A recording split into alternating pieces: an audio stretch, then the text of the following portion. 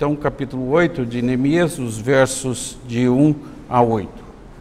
Antes da leitura da palavra de Deus, nós vamos, mais uma vez, pedir a direção do Senhor para compreendermos este texto. Oremos ao Senhor. Senhor, esta é a tua palavra. Cada i e cada tio, de Gênesis a Apocalipse, é a tua palavra inspirada, infalível, inerrante, e neste momento, quando lemos, queremos novamente, como sempre pedimos, a ajuda do teu Espírito Santo, para iluminar nosso coração, para que a compreendamos e para que, compreendendo-a, a coloquemos em prática. Ajuda-nos, ó Senhor, a sermos não apenas ouvintes, mas também praticantes da tua palavra. Em nome de Jesus. Amém. Amém. Capítulo 8, os versos de 1 a 8 da palavra de Deus, assim nos diz o Senhor. Em chegando o 7º mês, e estando os filhos de Israel nas suas cidades, todo o povo se ajuntou como um só homem na praça, diante da porta das águas, e disseram a Esdras, o escriba, que trouxesse o livro da lei de Moisés, que o Senhor tinha prescrito a Israel. Esdras, o sacerdote, trouxe a lei perante a congregação, tanto de homens como de mulheres, de todos os que eram capazes de entender o que ouviam. Era o 1º dia do 7º mês. E leu no livro diante da praça, que está fronteira à porta das águas, desde a alva até o meio-dia, perante homens e mulheres, e os que podiam entender. E todo o povo tinha os ouvidos atentos ao livro da lei. Esdras, o escriba, estava num púlpito de madeira que fizera para aquele fim. Estava em pé junto a eles. À sua direita, Matitias, Sema, Anaías, Urias, Ilquias, Maazéias, e à sua esquerda, Pedaías, Misael, Malquias, Hassum, Rasbadana, Zacarias e Mesulão. Esdras abriu o livro à vista de todo o povo, porque estava acima dele.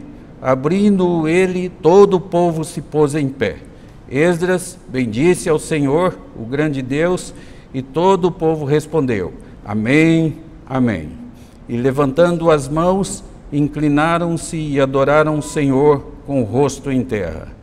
E Jesuá, Bani, Serebias, Jamim, Acube, Sabetai, Odias, Maazéias, Quelita, Azarias, Josadabe, Hanã, Pelaías e os levitas ensinavam o povo na lei, e o povo estava no seu lugar. Leram no livro da lei de Deus, claramente, dando explicações, de maneira que entenderam o que se lia. Que assim, Senhor, registre em nosso coração o ensino da sua palavra. Amados irmãos, o livro de Neemias é um livro muito rico e tem muita coisa para nos ensinar. Bastante prático. E nesta manhã, quando lemos o capítulo 8, dos versos 1 a 8, nós levaremos em conta também o contexto em que esta passagem está inserida, o capítulo 7. E o capítulo 7 é uma relação de nomes interessantes dos que voltaram da Babilônia para Jerusalém. E o número dos que voltaram, diz aí o verso 66, chegava perto de 50.000 pessoas.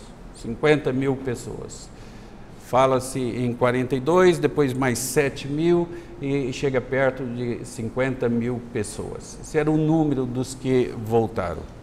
E, tendo voltado, eles de início reconstruíram o templo. Já havia algum tempo que o templo estava construído. E então Neemias há 6 meses também tinha feito e tinha chegado da Babilônia, e ele conduziu a reconstrução dos muros. E os muros estavam prontos já nesta altura aqui. A cidade não estava povoada, as pessoas estavam fora, moravam nas regiões rurais, nas proximidades, e a cidade não estava povoada. E os problemas de Jerusalém eram tão grandes que aparentemente aos olhos humanos eram insolúveis, não tinha solução. Muita briga, muito desentendimento, muito ataque de inimigos. É preciso lembrar aqui dos nomes de Sambalat, de Tobias, de Gesem, dos arábios, dos asdoditas e dos asmonitas. Enfim, havia tanto problema, não havia o que comer, não havia produção agrícola, não havia onde comprar e não havia dinheiro para tanto. E as dificuldades foram se somando umas às outras, e a ponto de não ter solução aparente do ponto de vista humano. E então, neste ponto, aparece o nome de Esdras. Pela primeira vez aparece o nome de Esdras. Esdras tinha voltado já havia 13 anos, mas o nome dele não aparece aqui. Aparece agora no capítulo 8. E quando aparece, daí para frente, não aparece mais o nome de Neemias. O nome de Neemias aparece 4 vezes daí para frente, e essas 4 vezes aparece na terceira pessoa. Então, ele é mencionado. Isso indica que daqui para frente, possivelmente Esdras tenha tomado a liderança do povo de Israel. Mas o povo tinha o templo, as paredes do templo reconstruídas. Isso não bastava. O povo tinha os muros refeitos. Isso também não era suficiente. Não foi o bastante. Precisava de alguma coisa mais. O que esse povo precisava? Qual seria a solução? Bem, irmãos, nós estamos vivendo em São Paulo e no mundo dias de ataque, dias de grandes problemas, de grandes desastres, de assassinato em massa. Haja vista o acontecido no colégio em Suzano. Então, isso nos impressiona bastante. E a pergunta é, de que Israel precisava naqueles dias? E a pergunta para os nossos dias é de que o povo brasileiro precisa hoje, para que esses problemas sejam minimizados, para que a situação nossa seja melhorada. Pois bem, irmãos, quero rapidamente falar aqui sobre 3 coisas e fazer uma aplicação. Aliás, 2 aplicações. As 3 coisas, todas elas começam com a letra E. É Esdras, é entusiasmo e é exposição. E as aplicações têm que ver com reavivamento advindo daquilo que Esdras fez. Uma reforma verdadeira advinda daquilo que Esdras fez. Pois bem, falando então um pouco sobre Esdras, nós lemos aí no verso 1: em chegado o 7º dia, o 7º mês, e estando os filhos de Israel nas suas cidades, todo o povo se ajuntou como um só homem na praça diante da porta das águas. E disseram a Esdras, o escriba, que trouxesse o livro da lei de Moisés, que o Senhor tinha prescrito para Israel. Nada semelhante havia acontecido em Israel já há 200 anos, já havia 200 anos. Só quando, muito lá atrás, nós encontramos o livro da lei quando descoberto e sendo lido, lá no livro dos reis, possivelmente o livro de Deuteronômio, é que a palavra de Deus foi lida a todo o povo de Israel. Diz aqui o texto que as pessoas se juntaram como um só homem e possivelmente quase toda a população de Israel se juntou para ouvir a palavra de Deus. E curioso, porque este culto levou 6 horas. Tomou 6 horas. Desde a alva até o meio-dia. E mais ainda interessante é que todos estavam de pé para este culto. E mais interessante é que todos tinham entusiasmo e sede para participar deste culto, apesar das dificuldades todas. Bem, já fazia 90 anos desde que Zorobabel tinha voltado. E já fazia 70 anos desde que o templo tinha sido construído. E já há algum tempo, de 5 a 6 meses, Neemias estava de volta e os muros também da cidade estavam reconstruídos. Isso, porém, não bastava. Não era suficiente. Precisava de alguma coisa a mais. E, diga-se de passagem, essa coisa não dependia de Esdras. E também não dependia de Neemias. Dependia de alguém que estava acima deles, dependia de Deus. E Neemias é uma pessoa muito diferente de Esdras. Neemias gostava mais de fazer do que de ser. Se vocês lerem a história aí, verão que quando ele chegou a Jerusalém, ele saiu sozinho, fez um levantamento de todos os problemas para depois começar a resolver esses problemas. Mas sozinho, sem falar com ninguém, ele pegava as coisas e fazia. Ele orou e ele mesmo foi para Jerusalém para reconstruir os muros pelos quais ele havia pedido ao Senhor. Bem, esse era o homem, gostava mais de fazer do que de ser. Esdras possivelmente era um escriba, e ele era certamente um escriba, mas possivelmente era um professor de Bíblia que ensinava a palavra de Deus, uma pessoa já conhecida e que a quem o povo tinha acesso. Esdras foi convidado para ser o conferencista dessa manhã. Esse trabalho foi preparado. Como é que eu sei que foi preparado? Há aqui menção de um púlpito. Esse púlpito comportava 14 pessoas. Ele levou alguns dias para ser feito. E havia 6 pessoas de um lado e havia 8 pessoas de outro lado. Então, era um púlpito grande, em um lugar central. E é importante. Uma vez fui pregar em uma igreja e eu perguntei onde é o púlpito, e eles me disseram, não tem púlpito, não tem púlpito.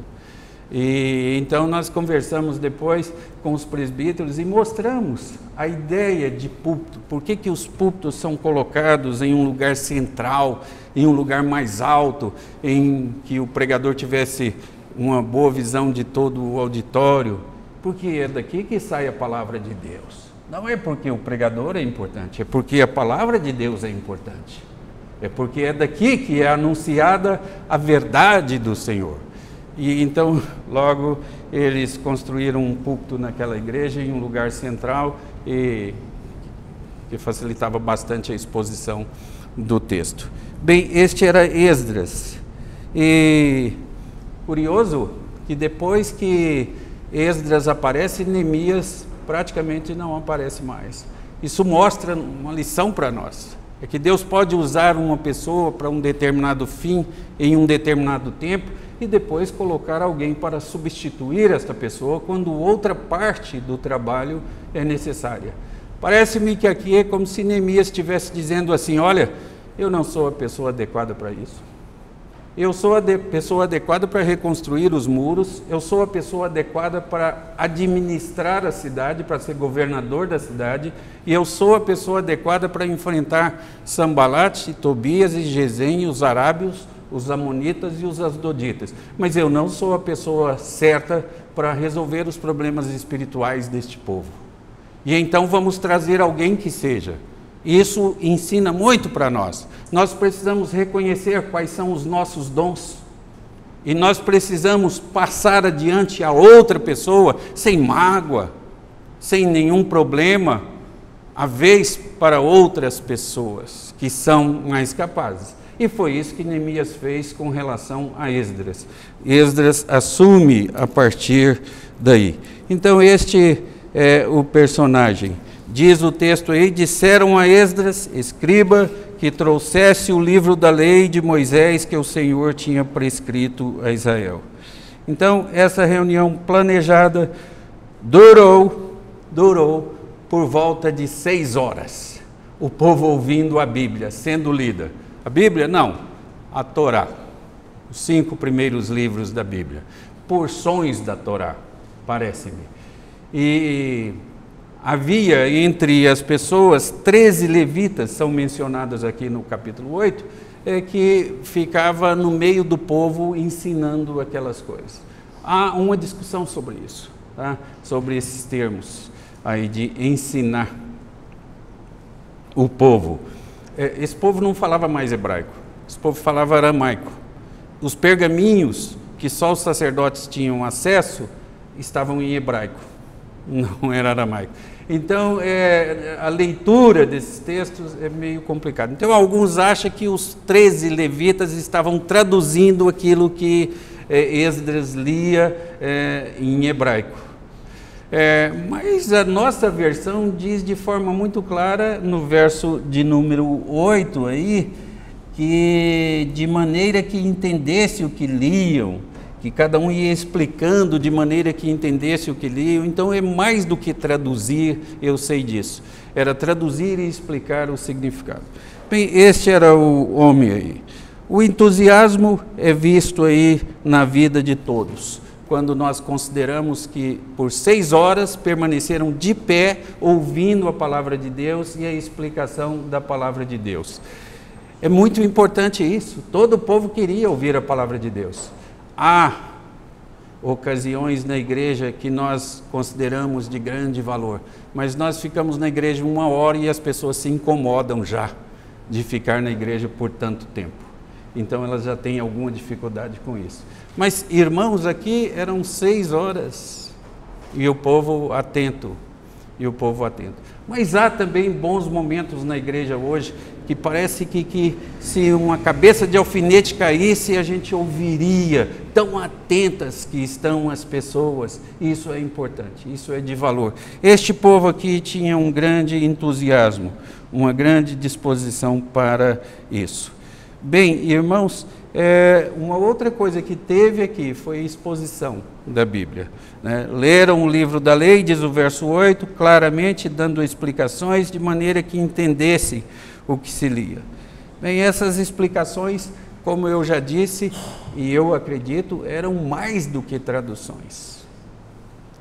E o povo assim se envolveu com aquilo. 50.000 pessoas, num culto de 6 horas, todo mundo de pé, sem parar para consultar celular, ou olhar para relógio, ou tomar água, ou coisas semelhantes, tão comuns nas nossas igrejas, nos nossos cultos de hoje. Esse povo estava sedento pela palavra de Deus.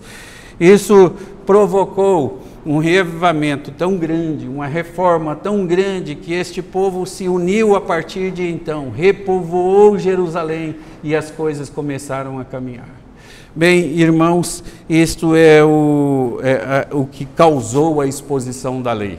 O que eles precisavam não era de dinheiro. O que eles precisavam não era nem de um homem. O que eles precisavam não era de marketing para desenvolver Jerusalém novamente. O que eles precisavam realmente era da palavra de Deus. E eles ouviram por 6 horas, num curso intensivo, a palavra de Deus. É importante. Se você quer alguma coisa que de fato modifica a sua igreja, é a palavra de Deus. Se você quer levar alguma coisa que transforme as pessoas, ensine às pessoas a palavra de Deus. Vocês estão aqui para aprender a palavra de Deus, para depois transmitir a palavra de Deus. Esse é o propósito pelo qual vocês estão aqui. E a solução dos problemas de Israel não foi a reconstrução do templo. Também não foi a reconstrução do muro, e também não foi a reedificação da cidade. A solução foi a leitura da palavra de Deus para o povo. Leitura, só leitura da palavra de Deus para o povo. Ler a Bíblia com o povo, ensinar o povo a ler a Bíblia é muito importante. Há 200 anos em Israel isso não acontecia. E aconteceu novamente. E isso provocou um grande reavivamento, uma reforma lá importante. Bem, então essas duas aplicações que eu queria fazer, reavivamento e reforma. E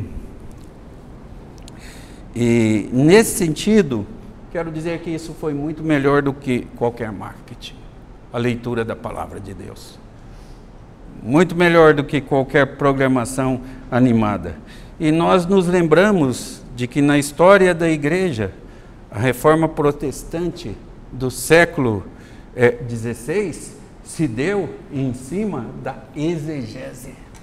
Basicamente da exegese, do estudo da palavra de Deus. É isso que é reforma verdadeira. E isso que é avivamento verdadeiro. A reforma, o grande despertamento na América e na Nova Inglaterra deram-se com base no estudo da palavra de Deus. Nada é martelo que esmiuça a penha, mais do que a palavra de Deus. Nada é fogo devorador, mais do que a palavra de Deus. É isso, irmãos. E quando Calvino foi expulso de Genebra pelo conselho da cidade, e isso na Páscoa de 1538, e mais de 3 anos mais tarde, em setembro de 1541, ele foi reconduzido. E então, quando ele foi reconduzido, e todos esperavam um sermão de desabafo, uma palavra de desabafo, ele disse: nós paramos aqui, e continuou a exposição do texto em que ele tinha parado. A palavra de Deus, irmãos, é o de que nós precisamos. Bem, muita coisa para falar desse texto, pouco tempo, mas deixa eu dizer uma coisa: se nós queremos que o Brasil melhore, que esses crimes não aconteçam, e queremos que o mundo melhore, só tem uma coisa para fazer: ensinar ao mundo a palavra de Deus. Sem palavra de Deus, pode ter qualquer filosofia pacifista, pode ter qualquer movimento de qualquer natureza, e isso não vai ser solucionado. Se quisermos que alguma coisa mude, me desculpe, é só com a leitura da palavra de Deus. Graças a Deus, porque temos a palavra, porque temos a Bíblia.